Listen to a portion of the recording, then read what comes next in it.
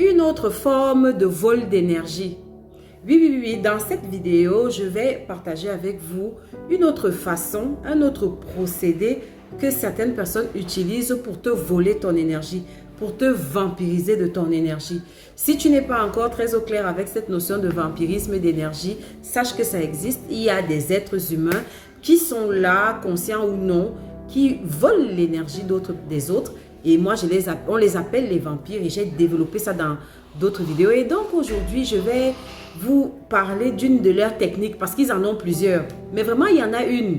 Il y en a une qui on passe souvent à côté, c'est très banal, mais c'est une technique certaine que pas mal de ces vampires vont utiliser pour te voler ton énergie. Eh bien, tu veux savoir quelle est cette technique? Suis la vidéo jusqu'au bout. Tu veux savoir? Eh bien, cette technique, c'est de te provoquer. Tu entends très bien. C'est de te provoquer. C'est-à-dire que tu vas voir quelqu'un, vous ne vous connaissez ni d'Adam ni d'Ève, mais cette personne va poser un acte injurieux te concernant. Il va poser un acte, cette personne, homme ou femme, va poser un acte injurieux, un acte juste pour te provoquer, pour te faire sortir de tes gonds. Un acte qu'un être humain normal, réfléchi, bien élevé et poli, ne poserait pas. Mais cette personne le fera. Eh bien, mon cher, assieds-toi et permets-moi de te développer. Comment ça se passe? Eh bien, cette personne vient. Peut-être, je te prends un exemple banal. Vous êtes en train de faire la queue quelque part. Allez, peut-être au magasin ou à la banque ou je ne sais pas quoi. Et puis, cette personne, elle est loin derrière. Elle est peut-être deux personnes derrière toi. Et puis, elle traverse tout le monde et elle vient se placer devant toi. Avec un calme. Et ça, c'est la caractéristique de ces personnes-là. Elles ne sont pas gênées. Elle ne va pas te dire que, excusez-moi, madame, vraiment, est-ce que vous permettez? Elle ne va pas te demander ta permission. Elle ne va pas s'excuser. Elle ne va pas te donner un motif genre, je suis malade ou j'ai tel problème, est-ce que vous permettez? Non. Cette personne va se planter là, devant toi, comme ça, là, de façon genre pour te narguer. Et elle se place là devant toi. Et elle te regarde dans les yeux. Et parfois, même ces personnes-là te parlent. Elle t'adresse la parole. Et là, ma chérie, ou bien mon cher, c'est là où tout va se jouer. Parce qu'à ce moment-là, si tu ne comprends pas les enjeux, si tu ne fais pas une lecture de ce qui est en train de se passer, tu vas te faire voler ton énergie pour rien. Je m'explique. Parce que là, ça veut dire que cette personne t'a observé. Et cette personne a senti que tu dégageais quelque chose. Peut-être tu étais là, tu étais calme, tu étais posé, tu étais bien aligné, tu étais bien ancré dans ton énergie. Et voilà, tu dégageais cette sérénité-là, tu dégageais cette paix, tu étais paisible, tu attendais ton tour dans la file. Eh bien, cette personne qui avait justement son nuage d'énergie sombre, peut-être tu ne sais pas d'où elle sort, de quelle situation, de quel drame elle sort. Elle cherchait juste quelqu'un sur qui déverser. Et elle vient donc, elle te provoque. Elle te provoque, pourquoi elle te provoque en duel? Pour te faire sortir de tes gonds. Et et tu vois que là, c'est une proposition de duel.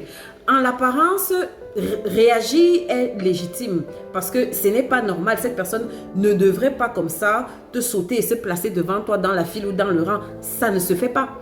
Mais sauf que derrière, ce que tu ne comprends pas, c'est que à ce moment, tu vas te défocaliser, tu vas te désancrer, tu vas te décentrer. C'est-à-dire qu'il y aura une sorte de division dans ton être intérieur parce qu'il faudra que tu fasses, pour te mettre en position de faire face en fait à l'agression.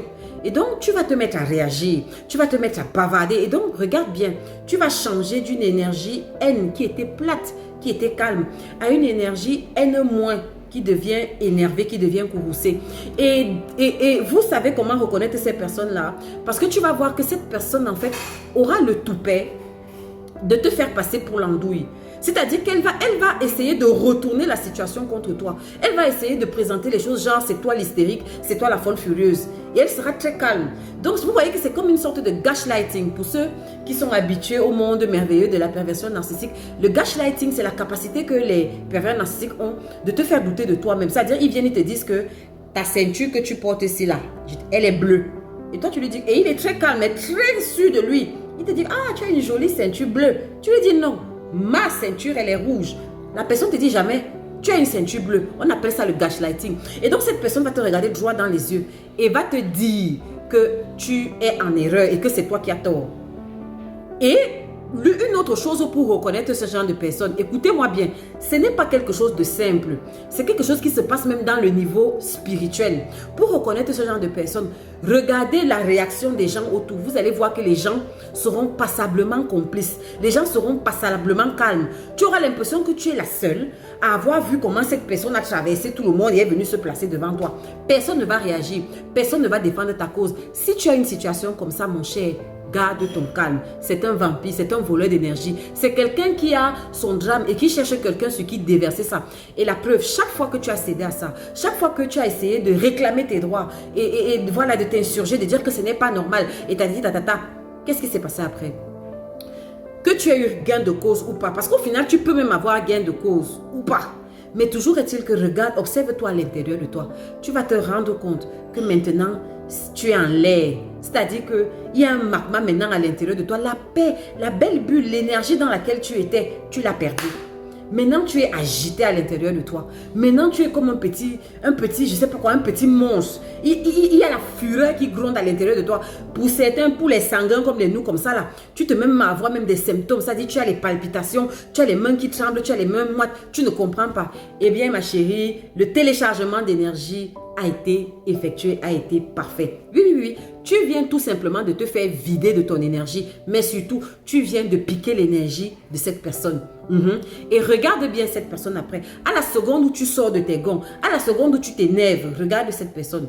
Tu vas voir comment, tu vas avoir un petit sourire en coin.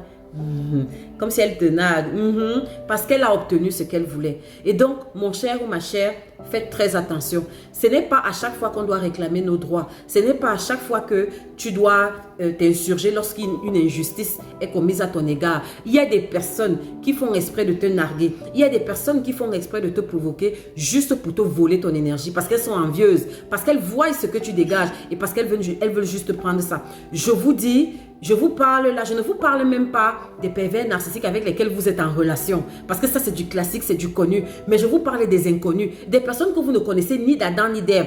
Et les vidéos de ce genre de personnes circulent sur la toile. Je vous prie de faire attention à ce genre de vidéos. Vous allez remarquer dans l'avion, une dame qui commence à péter les plombs, qui se met à insulter son voisin, qui se met à lui manquer de respect, à lui parler n'importe comment, à jeter les effets de son voisin. Ou bien une dame qui s'assoit et qui refuse que son voisin de vol dans l'avion s'asseye à côté d'elle. Ça, c'est des vampires. C'est des personnes en fait qui t'identifient. Elles sont animées de mauvaises entités. Et les entités qui sont à l'intérieur d'elles leur susurrent à l'oreille que voilà un enfant de lumière. Voilà quelqu'un qu'on peut vider.